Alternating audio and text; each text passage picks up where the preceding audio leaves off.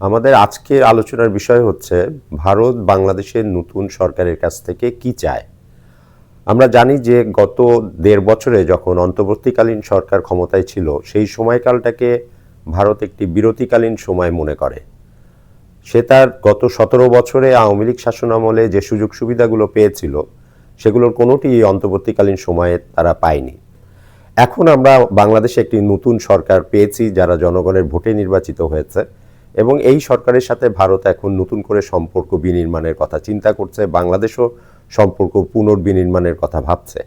এবং এই জায়গা থেকে আমরা যদি ভারতের পার্সপেক্টিভে দেখি তাহলে দেখব যে ভারত মূলত ২৪শে অগাস্টের আগে যে জায়গায় সম্পর্ক ছিল সেই জায়গায় সম্পর্ককে ফিরিয়ে নিয়ে যেতে চায়। তারা চায় এমন একটি সম্পর্ক যেখানে তারা আমাদের সীমান্তে পাখির মতো গুলি করে মানুষ মারবে এবং বাংলাদেশ এটার কোনো প্রতিবাদ সত্যিকার অর্থে করবে না।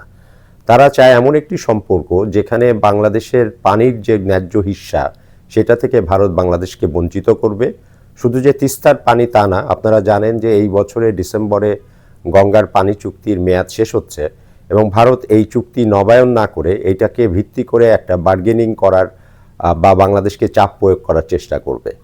ভারত চাচ্ছে যে বাংলাদেশের বাণিজ্যের ক্ষেত্রে কোনো রকমের সুযোগ সুবিধা না দিয়ে বাংলাদেশের কাছ থেকে একতরফা ট্রানজিট এবং অন্যান্য বাণিজ্য সুবিধা নেওয়া, এবং শেখ হাসিনার আমলে যে সমস্ত ট্রানজিট চুক্তিগুলো অন্যায্যভাবে তৈরি হয়েছিল সেগুলোকে সে পুনর্বিন্যাস, পুনর্নির্মাণ এবং চালু করার চেষ্টা করবে। ভারত চাইবে যে বাংলাদেশের অপরাধীরা যারা সরাসরিভাবে বাংলাদেশের আদালত দ্বারা দোষী সাব্যস্ত হয়েছেন, শেখ হাসিনা থেকে শুরু করে আওয়ামী লীগের বিভিন্ন নেতাকর্মীরা, তারা ভারতে অবস্থান করে বাংলাদেশ বিরোধী তারা বক্তব্য দিবেন, কর্মকাণ্ড চালাবেন এবং তাদেরকে বাংলাদেশে ফেরত দেওয়া হবে না। এবং ভারত এটাও চাইবে যে হাদির খুনিদেরকে লোক দেখানো গ্রেপ্তার করা হবে কিন্তু বাংলাদেশে তাদেরকে ফেরত আনা হবে না। তো এই রকম একটি পরিস্থিতিতে আসলে ভারত চাচ্ছে বা ভারত চাইবে যে বাংলাদেশকে পুরনো আওয়ামী লীগ শাসনামলের সম্পর্কের যে একটা গণ্ডি ছিল সেই জায়গায় ফেরত নিয়ে যেতে, এবং সেটা নিতে গিয়ে তারা একই রকমভাবে চাবে যে বিএনপি যেন আওয়ামী লীগের মতো করেই ভারতের সাথে একটি নতজানু সম্পর্ক তৈরি করে।